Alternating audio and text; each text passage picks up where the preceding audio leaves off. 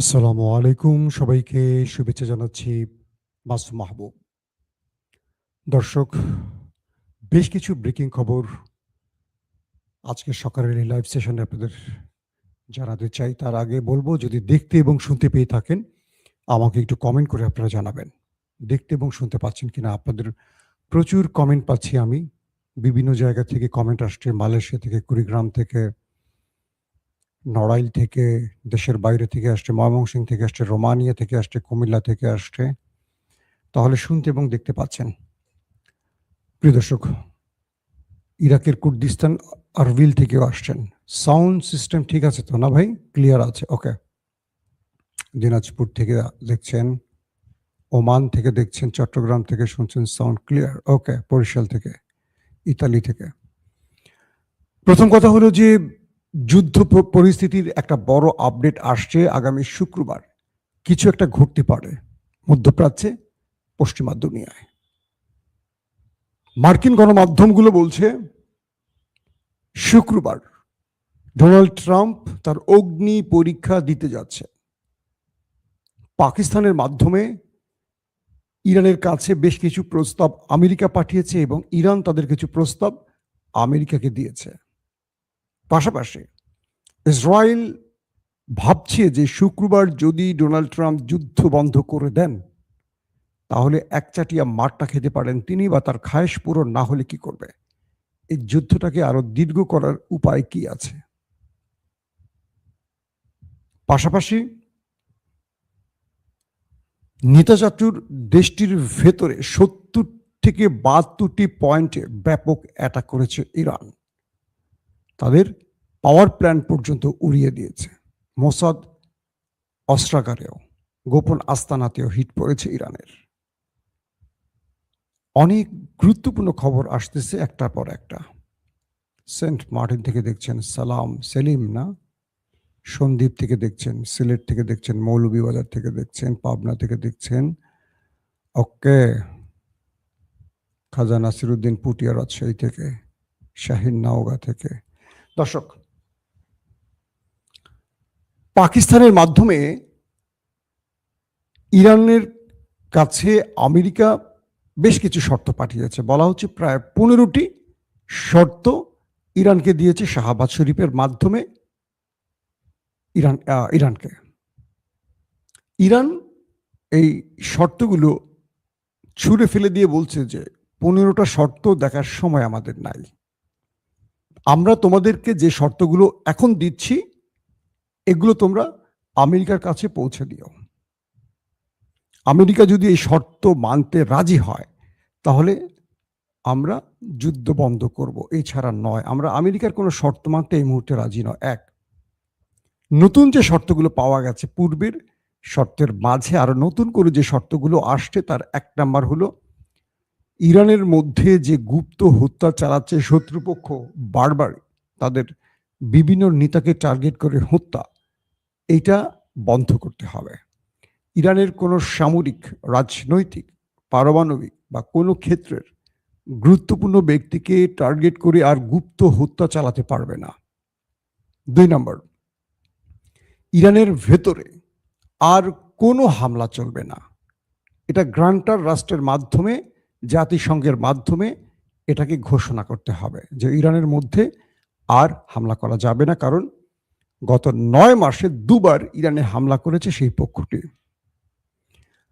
3 নম্বর, ইরানকে এই হামলায় যে মানুষ মারা গেছে, তাদের যে ক্ষয়ক্ষতি হয়েছে তার জন্য পুরো ক্ষয়ক্ষতির তাদের যা হয়েছে হিসেব করে ক্ষতিপূরণ দিতে হবে। প্রতিটি মানুষের মাথা ধরে হিসেব তো আছেই, পাশাপাশি তাদেরকে তাদের যে সম্পদের ক্ষতি হয়েছে তারও ক্ষতিপূরণ দিতে হবে। 4 নাম্বার, গাজার এবং হামাস গাজার আর হিজবুল্লাহ লেবাননের, তাদের উপর আর কোনো অভিযান চালাতে পারবে না। তাদের উপর আর সামরিক অভিযান বা হামলা চলবে না, এটাকেও পুরোপুরি বন্ধ করতে হবে। 5, হরমুজ প্রণালীতে ইরান এখন থেকে টোল আদায় করবে, এটা মেনে নিতে হবে। এখানে কোনো প্রকার চুদুরপুদুর চলবে না। ইরান এই 5টি নতুন করে শর্ত আমেরিকার উদ্দেশ্যে পাঠিয়েছি পাকিস্তানের মাধ্যমে। আসেন, গত রাত থেকে এখন পর্যন্ত নেতা কাক্কুর বাড়িতে ৭০ থেকে ৭২টি পয়েন্টে বড় আকারে অ্যাটাক করেছে ইরান। বলা হচ্ছে এই সময় মোসাদের গোপন আস্তানা উড়ে গেছে, সামরিক বাহিনীর রসদগার উড়ে গেছে, তাদের স্যাটেলাইট কমিউনিকেশন সিস্টেম ধ্বংস হয়েছে, তাদের লিডাররা যেসব বাড়িতে আত্মগোপনে ছিল সেসব উড়ে গেছে, তাদের গুরুত্বপূর্ণ সামরিক স্থাপনা উড়ে গেছে। বলা হচ্ছে এই ৭০-৭২টি টার্গেটে ইরান এত বড় আক্রমণ করেছে, যেগুলোর পর দেশটির ভেতরে এক মহাযজ্ঞ শুরু হয়ে গেছে। বলা হচ্ছে, ইসরায়েলের পক্ষ থেকে বলা হয়েছে যে আগামী ৪৮ ঘন্টা তারা বড় কিছু করতে চায়। ৪৮ ঘন্টার মধ্যে, অর্থাৎ ইসরায়েল বুঝতে পারছে আগামী শুক্রবার যে কোনোভাবে হয় যুদ্ধটা বড়ভাবে আসবে আমেরিকার পক্ষ থেকে, অথবা আমেরিকা এই যুদ্ধ থেকে ফিরে যাওয়ার জন্য কোনো ঘোষণা দিতে পারে, যুদ্ধবিরতির নাম করে ঘোষণা দিতে পারে ডোনাল্ড ট্রাম্প, কারণ তার উপর অব্যাহত চাপ আছে দেশ এবং বিদেশের। তাহলে নেতানিয়াহু কি করবেন? রাজনৈতিক বিশ্লেষকরা বলছেন ইরান এই সুযোগটি কাজে লাগাতে তার আক্রমণের ধার বাড়িয়েছে। প্রথমের চেয়ে, মানে প্রথম দিককার চেয়ে এখন এই মুহূর্তে ইরান ম্যাসিভ আকারে সেই দেশটির ভেতরে অ্যাটাক করে যাচ্ছে এবং তাদের সামরিক স্থাপনা শুধু নয়, তাদের মেরুদণ্ড ভেঙে দিতে, তাদের প্রযুক্তিগত উত্থানকে ভেঙে চুরমার করে দিতে সমান তালে মুস্তফা বাহিনী অ্যাটাক করে যাচ্ছে এবং তাদের যে বিশাল একটা পাওয়ার প্ল্যান্ট সেটাকে পুরোপুরি মিসাইল এবং ড্রোনের মাধ্যমে ধ্বংস করে দিয়েছে। তারা ইন্টারসেপ্ট করে সফল হয়নি। দেশটির মানুষ ঘুমানো তো দূরের কথা, তারা বাংকারেও আশ্রয় নিয়ে শান্তি পাচ্ছে না, সেখানে মিসাইল চলে যাচ্ছে এবং ক্লাস্টার যে গুচ্ছ বোমাগুলো আছে সেগুলো ছুটে ছুটে সেই বাংকারের দিকে চলে যাচ্ছে। এই পরিস্থিতিতে ইসরায়েলের টার্গেট হলো ইরানকে একটা বড় ৪৮ ঘন্টার মধ্যে একটা বড় ধাক্কা দিয়ে যুদ্ধটাকে আরো বড় করা, যাতে আমেরিকা কোনোভাবে যুদ্ধবিরতি ঘটাতে না পারে।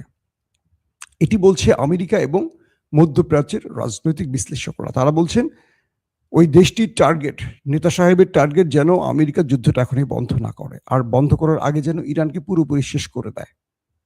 আর আমেরিকার ভেতরে বাইরের একটি টার্গেট এখন এই যুদ্ধটা বন্ধ করা। আর ডোনাল্ড ট্রাম্প তিনি তার দুটো এক্সিট রুট খুঁজছেন, একটা হলো বিজয়ের মাধ্যমে এক্সিট রুট যেখানে, আর দ্বিতীয় হলো ইরান নিজেই যেন এমন কিছু করে যেটার মাধ্যমে আমেরিকার ডোনাল্ড ট্রাম্প তার ফেস সেভিংটা তৈরি করতে পারে।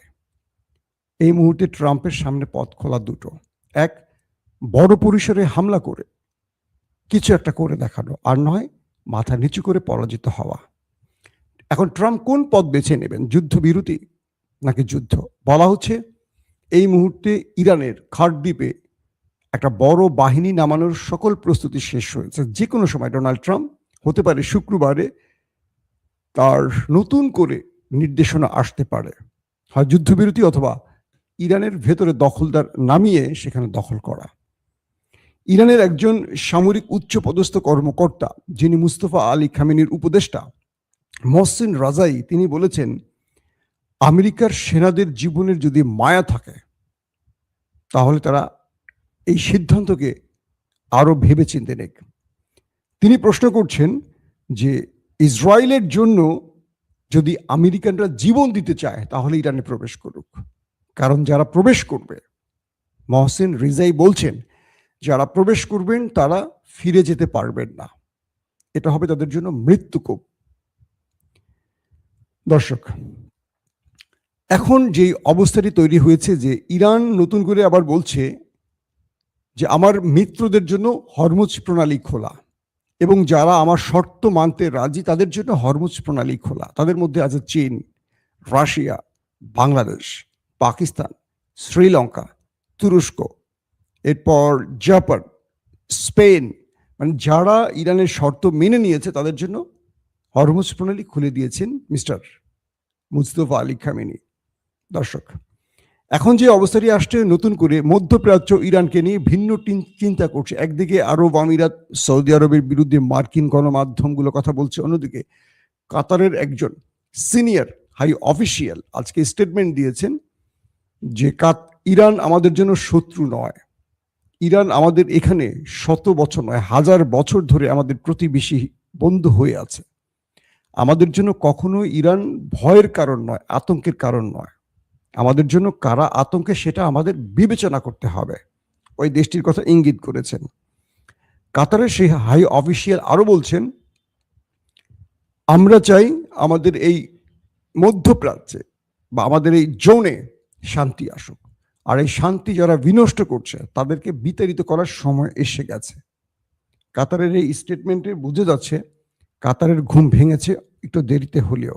এখন তারা চিন্তা করছে তাদেরকে কারা ক্ষতিগ্রস্ত করছে, কোন দেশ ক্ষতিগ্রস্ত করছে। ইরান তো তাদের ক্ষতি করছে না। তো এই পর্যায়ে রয়েছে এখন। প্রিয় দর্শক,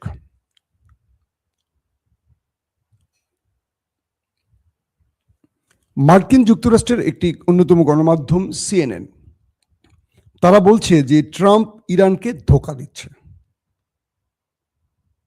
ট্রাম্প ইরানকে ধোঁকা দিচ্ছে কিরকম? তিনি সময় ক্ষেপণ করছেন বিভিন্ন আলোচনা বা যুদ্ধবিরতির প্রস্তাব নিয়ে। মূলত তিনি ইরানের মধ্যে একটা বড় অভিযানের জন্য প্রচুর মার্কিন সেনাকে হাজির করেছেন। যে কোনো সময় ইরানের খার্গদ্বীপ, যেটা ইরানের তেল এক্সপোর্টের 90% মজুদ, এখান থেকে 90% তেল পৃথিবীর বিভিন্ন দেশে রপ্তানি করা হয়। তো ট্রাম্পের টার্গেট, এখানে তিনি ম্যাসিভ আকারে অ্যাটাক করবেন। সিএনএনের সেই নিরাপত্তা বিশ্লেষক বলছেন যে আলোচনার নাম করে মূলত ইরানকে ধোঁকা দেয়া হচ্ছে, তারা ইরানকে নিয়ে বড় অ্যাডভেঞ্চারে যাচ্ছে। বিষয়টা আরেকটু মনোযোগ দিয়ে বোঝেন। আমি একটু আগে যে কথাটি আপনাদের বলেছিলাম, ইরানের মহসিন রাজাই বলছে যে আমাদের ভূখণ্ড আমাদের জন্য, এই ভূখণ্ডের শত্রু পা রাখবে আর শত্রু নিরাপদে ফিরে যাবে, এটা হতে পারে না।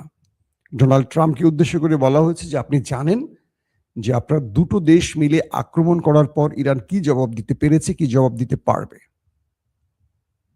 আর একটু আগে যেটা বললাম যে আমেরিকার সেনাদের যদি জীবনের মায়া থাকে, তারা যেন ইসরায়েলের জন্য জীবন না দেয়। এখান থেকে কেউ জীবন নিয়ে ফিরে যেতে পারবে না। দর্শক, এখন যে বিষয়টা হয়েছে, ইরান বলছে যে আমরা এ পর্যন্ত 28 ফেব্রুয়ারি থেকে 81 দফা অ্যাটাক করেছি শত্রু দেশটির ভেতরে। তো কালকে একটি ভিডিও ফুটেজ আপনাদের দেখাবো বলেছিলাম, আজকে আমি চেষ্টা করব বিকেলের সংবাদে দেখাতে। পুরো দেশটির ভেতরে নেতা চাচ্চুর কালো কাক, তেল আবিব শহর থেকে হাজার হাজার কাক আকাশ কালো করে পালিয়ে যাচ্ছে। পুরো দেশটির মধ্যে আতঙ্ক ছড়িয়ে পড়ছে, কারণ তাদের দেশে ভয়ঙ্কর কিছু ঘটবে। কাকের এই চলে যাওয়া তাদের জন্য একটি মহা বার্তা হিসেবে তারা বিবেচনা করছেন। বলা হচ্ছে যে ওই দেশটির জন্য মহা বিপদ আসছে, আর কালো কাক তার সাংকেতিক কোনো দলিল হিসেবে কাজ করছে। তাদের ধর্মগুরুরা তাদের ধর্মগ্রন্থগুলোতে এই ব্যাখ্যাগুলো আছে বহুবার। হঠাৎ করে তেল আবিবে হাজার হাজার কাক আকাশে আসলো এবং সেগুলো তেল আবিব ছেড়ে চলে যাচ্ছে। অর্থাৎ প্রকৃতির এক অমোঘ নিয়মে আল্লাহ রাব্বুল আলামিনের পক্ষ থেকে এমন কিছু বার্তা আসে, যে অঞ্চলে মহামারী আসে সেখান থেকে অনেক পাখিকুল, অনেক প্রাণী সরে যায়। তো ওরা বলছে যে এই কালো কাক আমাদের জন্য মহা কোনো ভয়ঙ্কর বার্তা দিয়ে যাচ্ছে, যেটা আসছে দিনগুলোতে ইরানের পক্ষ থেকে আমাদের উপর আসতে পারে আঘাত হিসাবে, কোনো বড় ভয়ঙ্কর অ্যাটাক। আর তাই অগ্রিম সৃষ্টিকর্তার ইশারায় এই পাখিগুলো তাদের দেশ ছেড়ে চলে যাচ্ছে। এটা নিয়ে অনেক রকম আলোচনা হয়েছে। এরই মধ্যে আরেকটি গুরুত্বপূর্ণ খবর আসছে। কালকে আমি আপনাদের বলেছিলাম না, কাস্পিয়ান সাগরে ইরান এবং রাশিয়ার সাপ্লাই লাইনে বড় অ্যাটাক করেছিল ওই দেশটি আর কি, বুঝছেন তো। আজকের খবর আসলে সেখানে ওই অ্যাটাকে কিছু করতে পারেনি, বন্দরে যে অ্যাটাকটি হয়েছে তেমন কিছু করতে পারেনি, বরং রাশিয়া থেকে বিশাল একটা অস্ত্রের চালান ইরানে পৌঁছে গেছে।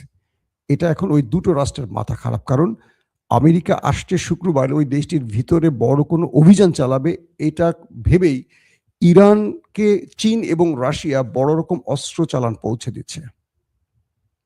কিছু কিছু গণমাধ্যম বলছে যে তাদের হাতে এখন অন্যরকম আধুনিক অস্ত্র আসতে শুরু করেছে ইরানের হাতে, যেগুলো দিয়ে ইরান তার শত্রুকে ঘায়েল করার জন্য সর্বোচ্চ ফাইট করতে পারবে। কি কি আসছে সেটা বলা হচ্ছে না। তারা বলছে যে ইরানকে রাশিয়া কার্গো জাহাজ ভর্তি করে ভয়ঙ্কর কিছু পাঠিয়েছে এবং চীনও ইরানকে বিভিন্নভাবে বিভিন্ন সহযোগিতা করে যাচ্ছে। এখান থেকে যুদ্ধকে মোড় ঘুরিয়ে অন্যদিকে নেয়া এই মুহূর্তে অসম্ভব হয়ে পড়েছে। তবে ইরান বলছে যে ট্রাম্প আমাদের যে ধোঁকা দিচ্ছে এটা আমরা জানি, আমরা তাকে বিশ্বাস করি না। এই জন্যই আমরা বারবার বলছি আমাদের সাথে আন্তর্জাতিক কোনো গ্রান্টার লাগবে, জাতিসংঘকে লাগবে যুদ্ধ বন্ধে, না ইসরায়েল না আমেরিকা, কাউকে আমরা বিশ্বাস করি না। দর্শক, এখনকার মতো বিদায় নিতে চাই। ইনশাআল্লাহ আজ বিকেলে যদি পারি অবশ্যই চেষ্টা করব আরেকবার আপনাদের মাঝে হাজির হতে। এখনকার মতো বিদায় নিচ্ছি। আল্লাহ হাফেজ।